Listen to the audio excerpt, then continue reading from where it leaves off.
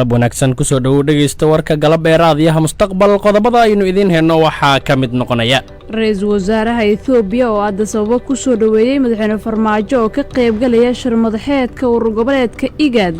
madaxweynaha Puntland Siciid Cabdullaahi Dani oo gaaray Kismaayo isagoo ka hadlay ujeedka socdaalkiisa waxaan rajaynaynaa ilaahay idinkiis maalmaha halka la joogo in wax badan la isku wadaarsan doono culaysyada siyaasadeed ee dalka jirana ay ambaqaad u noqon doonto waxaan ku kalsoonahay ilaahay idinkiis in wax kastoo kala aragti duwanaana xal waara laga gaari doono horumar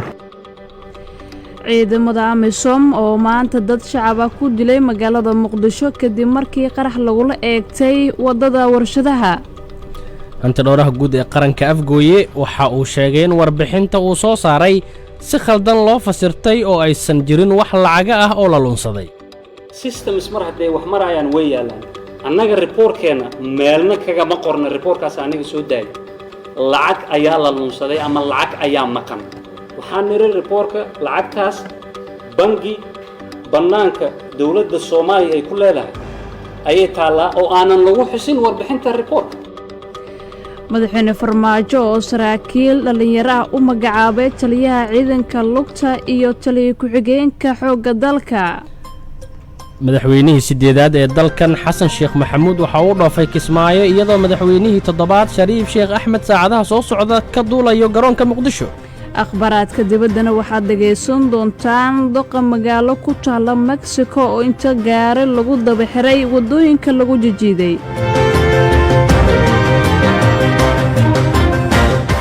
master xogside maxaa cusub adeega dhambaal ee Hormuud Telecom oo muxuu ahaa waa fariinsida ku fududeynaya inaad fariintaadii oo cod ah aad dirto gartay macaamil kasta oo Hormuud sita wuu dirsan karaa fariinta waana loo soo diri karaa oo sideen u dirsan karaa garaac 133 kadibna raaci nambarka aad u direysay fariinta codka ah adigoo ku bilaabaya 6 hal haddii aad dhageysanaysana garaac 134 dhambaal waa fududeeyaha fariin codeedka intaad maqasheen dhageystayaal waxay ahaayeen qodobada ugu door karoon warka galab ee raadiyaha mustaqbal haatanna u diyaar garooba dhageysiga isagii oo faahfaahsan madaxweynaha jamhuuriyadda federaalka Soomaaliya Maxamed Cabdullaahi Farmaajo iyo wafdi hogaaminayo ayaa waxay gaareen magaalada Addis Ababa ee caasimadda dalka Itoobiya wafdiga madaxweyne Farmaajo ayaa garoonka diyaaradaha ee magaalada Addis Ababa waxa ku soo dhaweeyay ra'iisul wasaaraha dalka Itoobiya Abiy Ahmed iyo mas'uuliyiin kale oo ka tirsan dawladda Itoobiya madaxweyne Maxamed Cabdullaahi Farmaajo ayaa ka qayb galaya kulanka shir madaxeedka wadamada ku bahoobay urur goboleedka IGAD oo ka furmaya magaalada Addis Ababa magaalada Addis Ababa ee caasimadda dalka Itoobiya ayaa waxa ku sugan madaxda dalalka koonfurta Suudaan Kenya iyo ra'iisul wasaaraha dalka Suudaan iyo madax kale madaxweynaha Puntland Siciid Cabdullaahi Dani iyo wafdi uu hogaaminayo waxaa si weyn loogu soo dhaweeyay magaalada Kismaayo ee xarunta ku meel gaar ku ah maamulka Jubbaland wafdigan oo ka qayb galaya caleemasaarka madaxweynaha Jubbaland ayaa waxay ka kooban yihiin mas'uuliyiin isugu jira heer federaal iyo heer Puntland waxaana ka mid ah madaxweynihii hore ee Puntland Senator Cabdiraxmaan Sheekh Maxamed Maxamuud Faroole munaasabadda caleemasaarka ayaa horay u baaqatay 26 Sebtembar ee sanadkan 2019 waxaana la filayaa inay qabsoonto maalinta Sabtida ah ee toddobaadka dambe sida xubno ka tirsan madaxtooyada Jubbaland mustaqbal ay u sheegeen Mawlid Macal Aadan ayaa soo dhageystay shirkii jaraa'id oo ay wadajir ku qabteen Axmed Madoobe iyo Siciid Dani magaalada Kismaayo ee xarunta ku meel gaarka ee maamulka Jubbaland waxaa maanta gaaray madaxweynaha Puntland Siciid Cabdullaahi Dani iyo wafdi uu hogaaminayo kaas oo saaka ka soo duulay magaalada caasimadda ah ee Puntland ee Garowe madaxweynaha Puntland Siciid Cabdullaahi Dani waxaa garoonka diyaaradaha Sayid Cabdullaahi Xasan ee Kismaayo ku soo dhaweeyay madaxweynaha Jubbaland ee dib loo doortay Axmed Maxamed Islaam Axmed Madoobe ku-xigeenadiisa xubno ka tirsan labada gole ee maamulkiisa iyo shacabka kala duwan ee magaalada Kismaayo madaxweynaha Puntland oo loo galbiyay xarunta madaxtooyada maamulka Jubbaland ee magaalada Kismaayo ayaa halkaasi warbaahinta waxa kula hadlay madaxweynayaasha Puntland iyo Jubbaland madaxweynaha dib loo doortay Jubbaland Axmed Madoobe ayaa sheegay in wafdigu ay ugu yimaadeen gurigiisa sidoo kalena uu ku faraxsan yahay inay ka soo jawaabeen martiqaadkii loo fidiyay ee la xiriiray ka soo qaybgalka munaasabadda caleemasaarka madaxweynaha Jubbaland Axmed Madoobe oo arrimahaasi ka hadlayana waxa uu yiri inaad maanta loogu timaadaan munaasabadan qadarinteeda iyo xushmadeeda iyo ixtiraamkeeda kulli aan idiin hayno waxaan idin leenahay ku soo dhowaada magaaladiinnii iyo dhulkiinnii aad baan idinkaga mahad celinaynaa imaatinka aad noo timaadeen iyo safarka aad u dheer ilaa iyo meel aad u fog aad ka soo safarteen oo aan garan karayna culayska iyo miisaanka uu lahaa waxaana rajaynayaa insha allaahu imaatinkiinnaani inuu noqdo fure wax badan oo xal iyo wanaag iyo horumar intaba keenaya aadna aan ugu faraxsanahay inaan maanta aan isu nimaadno wixii wara dib baan u dhigan doonaa madaxweyne ku soo dhowow Kismaayo aad baan kaaga mahad celinayaa imaatinka adiga waqtigaaga waad mahadsantihiin salaamu calaykum waraxmatullahi madaxweynaha puntland siciid cabdulaahi deni ayaa ka mahad celiyey sida weyn loogu soo dhoweeyey magaalada kismaayo waxa uuna sheegay inay u taagan yihiin ka qaybgalka caleemasaarka madaxweynaha jubbaland isagoo rajo wanaagsan ka muujiyey in xal laga gaaro khilaafka dowladda iyo dowladaha xubnaha ka ah runtii aad baan ugu faraxsannahay sida diiran oo dowlad iyo shacabba maanta noola soo dhoweeyey waan ka mahadnaqaynaa waa waajib na saarnaa maadaama ay madaxweynuhu horay dhowr jeer u noo soo booqday inaan annagana u soo booqanno la wadaagno farxadaha iyo murugadaba waxaan rajaynaynaa haddii ilaahayna muddada aan joogno in arrimaha muddadii u dambaysay jubbaland ka jiray aan wax ka galno haddii ilaahayno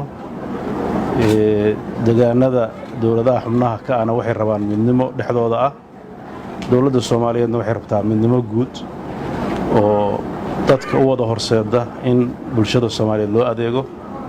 waxaan rajaynaynaa ilaahay idankiis maalmaha halka la joogo in wax badan la isweydaarsan doono culaysyada siyaasadeed ee dalka jirana ay ambaqaad u noqon doonto waxaana ku kalsoonahay ilaahay idankiis in wax kastoo kale aragti duwanaana ee xal waara laga gaari doona horumar iyo wanaag iyo dowladnimona wadadeeda la qaadi doona aad baan iga mahad celinaya waad mahadsantihiin wasalaamu calaykum magaalada kismaayo waxaa ka socda qabanqaabada soo dhoweynta madaxda ka qaybgalaysa caleemasaarka madaxweynaha jubbaland axmed madoobe waxaana lagu wadaa in gelinka dambe ee maanta ay gaaraan madaxweynayaashii hore ee soomaaliya xasan sheekh maxamuud iyo shariif sheekh axmed waad mahadsan tahay mawliid macalin aadan hantidhowraha guud ee qaranka ayaa sheegay in warbixintii uu soo saaray aysan ku jirin wax lacaga oo lunsaday hantidhowraha waxa uu sheegay in warbixinta uu xafiiskiisa sii daayay aysan marnabo ku jirin lacag la lunsaday ha yeeshee dad dana gaara leh arrintaasi ay si qaldan u fasireen waxa uu sheegay in adduunka oo dhan ay ka jirto marka warbixin noocaasi oo ay soo baxdo in dadka ay siyaabo kala duwani uga hadlaan islamarkaana dana gaar ah ay ka fiirsadaan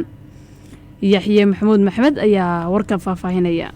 hantidhowraha guud ee dowladda soomaaliya maxamuud cali afgooye ayaa warbixin dheeraad ah waxa uu ka bixiyey warbixin sannadeed uu shalay soo saaray taasoo lagu caddeeyey in miisaaniyaddan 18 milyan oo dollarka maraykanka aan hantidhowrka aan loo soo gudbin taasoo la tilmaamay in la luunsaday maxamuud cali afgooye waxa uu sheegay inaysan jirin lacag la luunsaday oo ka maqan lacagta dowladda sidaa daraaddeed warbixinta hantidhowrkana aanu ku jirin luunsi balse keliya uu tilmaamay in bannaanka dowladda ay taallo hantidhowrka ayaa sheegay in lacagaha deeqda dowladda ay yaalaan bannaanka banki ku yaala waxaana uu tilmaamay inaysan jirin lacag la luunsaday keliyana lacagahaas bannaanka dalka ay taallo soomaaliya ayuu sheegay inay dib u habeen hannaanka maaliyadda ay ku socoto sidaa daraaddeed lacagahaas aana la soo qaadi karayn bangi soomaaliya bannaanka ay ku leedahay ayay ku jirtaa way taallaa lacagtaas waxay ku timid systems ayay soo martay bunuugta adduunka maanta iyo transfer from one to another jihawareerka ummadda wax lagu geliyo waxyaalahan ka mid ah of course lacagta adiga bangi account soo ma lihin hadda paycheckaaga markuu kugu soo dhaco meesha haddii aadan weynin trace ayay leedahay soo ma that's what auditor does waxaan sameeyno waa midaas annaga systems mar haddee wax marayaan way yaalaan annaga reportkeena meelna kagama qorna reportkaas aniga soo daayay lacag ayaa la lunsaday ama lacag ayaa maqan waxaan niri reportka lacagtaas bangi bannaanka dowladda soomaaliya ay ku leedahay ayay taallaa oo aanan lagu xusin warbixinta reportka waana kuu faahfaahiyey sababta waxay tahay weli soomaaliya public financial management systemkeeda wuxuu ku socdaa process la habaynayo oo sidaan kuu sheegaya tii turkiga waa tii gacan lagu soo qaadi jira hadda system ayay martay waxaa lagu soo transfer garaynayaa dowladda dhexe bankiga dhexe midda loo baahan yahay waxay tahay marka in wasaaradda maaliyadda marka hab la helo lacagtaas inta dhinnaad sida lagu keeni lahaa waana procedure waddankan uu horumar ku gaarayo oo hore loogu socon doono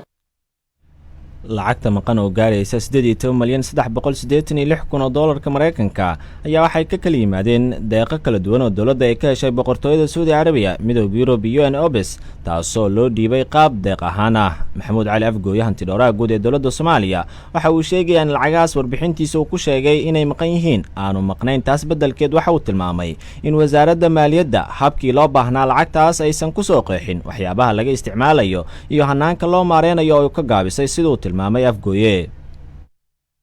lacagahan lacag dibadda taalo ayay u badnaayeen badankooda la og yahay meesha ay yaalaan accountable ah xafiiska hantidhawrka guud ee qaranka uu la socdo mar walba waxa la dalbayo aan ognahay laakiin meesha laga gaabshay ayaa waxay tahay in uu ka muuqdo reportkina loo soo gudbiyey taasna waa accounting issue ama xisaabaadka sida warbixinta loogu daro oo loo baahan yahay in la saxo meeshaan ku xusnay qaladka wuxuu ahaa iyo talada waxay tahay aan sheegayno taasoo ah systemkeena oo maaliyadda ma qabto wixii lacag ah oo bannaanka taalo marka waxaa looga baahan yahay hay-adaha ay khusayso inay fiiriyaan ay la yimaadaan procedure lagu helayo middaas waana waxyaalaha hay-adaha ay fursadda ay kaga qaataan oo markay arkaan inay waxaan yihiin audit finding ama qalad la helay looga baahan yahay inay saxaan oo wasiirkii iyo tiimkiisii ay la yimaadaan procedure lagu saxayo xisaabiyaha guud. geesta kale isla hantidhawrka ayaa ku tilmaamay shirkiisa jaraa'id in lacag ku dhow 6 milyan oo doolarka Mareykanka laga isticmaalay, taasoo ka dhigan in 12 milyan 386,000 oo doolarka Mareykanka $732 ay hadda bannaanka bangigaas ay taalo, waxaana uusan faahfaahin lacagtaas halka la isticmaalay haddii ay soo martay xafiiska hantidhawrka. lacagtaas 2018 ay ahayd lacagtaas bangi ayay ku jirtay lacagtaas 6 milyan ayaa laga isticmaalay 2018 6 milyan one of them way like the 18 milyan saddexdoodoo la isku daray ayay ahayd 2019 qaar ayaa laga isticmaalay haddii aan sanadkan markuu xirmo ayadan waa la fiirin doonaa laakiin waxaan rabaa inaad ogaataan ummadda Soomaaliyeed aan rabaa inay ogaato wax lacag ah oo maqan oo la xaday inaysan jirin muhiimadda ugu weyn waa middaas jahwareer waa la isgeliyaa adduunkan waa wax la yaqaan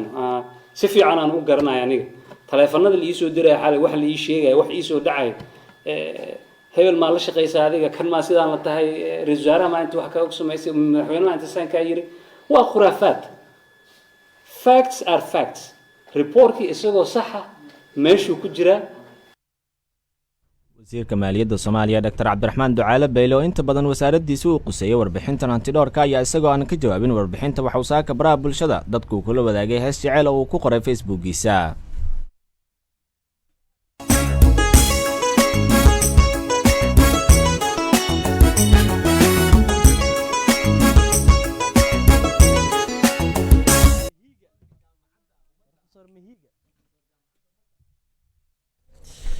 warka galab ee raadiyaha mustaqbal ayaad dhegeystayaal la socotaan. ciidamada nabad ilaalinta u jooga Soomaaliya ee AMISOM maanta qarax miino waxaa wadada dhinaceeda lagu aasay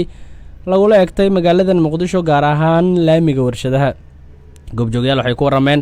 in qaraxa ciidamada AMISOM lala egtay uu ka dhacay agagaarka caymiska,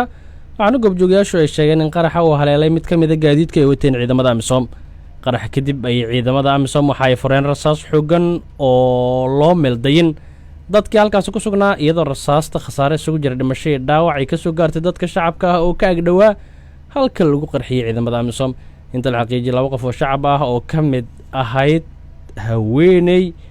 ayaa waxa ay ku dhinteen rasaasta ay fureen ciidamada AMISOM, halka 3 qof oo kalena ay ku dhaawacmeen rasaasta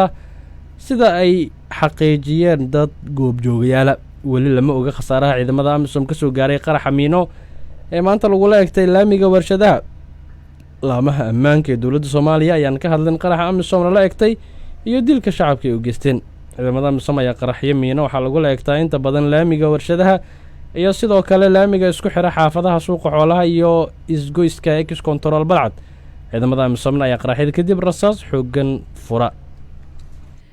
madaxweynaha dowladda federaalka soomaaliya maxamed cabdulaahi farmaajo ayaa dekreeto uu soo saaray ku magacaabay taliya ku-xigeenka xoogga dalka iyo taliyaha ciidamada lugta. dekreetada ayaa waxaa lagu magacaabay sareeyo guuto maxamed cali bariise oo noqonaya taliya ku-xigeenka ciidanka xoogga dalka. sidoo kale waxaa taliyaha ciidamada lugta loo magacaabay sareeyo guuto cabdixamiid maxamed dirir. taliya ku-xigeenka ciidanka xoogga dalka bariise oo ah nin dhallinyaro ah aqoon-yahan ah ayaa waxaa lagu tilmaamay nin karti u leh howlaha ciidanka aadna ugu firfircoon, waxaana tababaro uu ku soo qaatay dalka dibaddiisa islamarkaana dalal dhowr ah uu ku soo bartay aqoonta ciidanka. waxaana meelihii uu tababarka iyo aqoon kororsiga xagga ciidanka uu u tagay ka mid a dalka Mareykanka. magacaabidan ayaa waxay dhammaystir u tahay qaab dhismeedka hoggaanka ciidanka xoogga dalka tan iyo markii isbeddel lagu sameeyey bishii Agoosto, islamarkaana la magacaabay taliyaha ciidamada xoogga dalka Genaraal Oduwaa Yuusuf Raage. tallaabadan ayaa ka dhigan in hoggaanka ciidanka xoogga dalka loo dhiibay saraakiil dhallinyaro ah oo aqoon u leh howlaha ciidanka, islamarkaana tababaro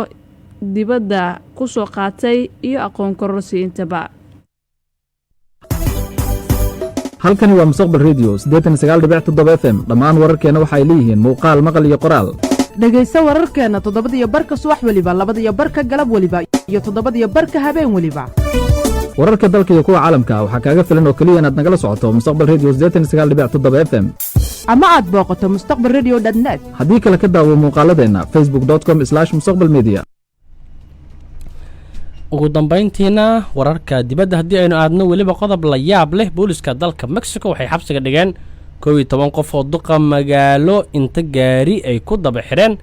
kadibna ku jiideen wadooyinka magaalada Las Margaritas ee wadankaasi. gudoomiyaha oo lagu magacaabo Jorge Luis Hernandez ayaa waxaa lagu tagay xafiiskiisa waxaana laga saaray xafiiska iyadoo xoog loo adeegsanaya, kadibna waxaa lagu jiiday wadooyinka magaalada Las Margaritas. dadka deegaanka oo beeraley ahaa ayaa waxay ku eedeeyeen duqa la silciyey in uusan fulin ballamihii uu ka qaaday xilligii ololaha doorashada. waxyaabaha lagu haysto ee uusan fulin waxaa ka mid ah dhismaha wadda muhiima oo burbursan, taas oo uu sheegay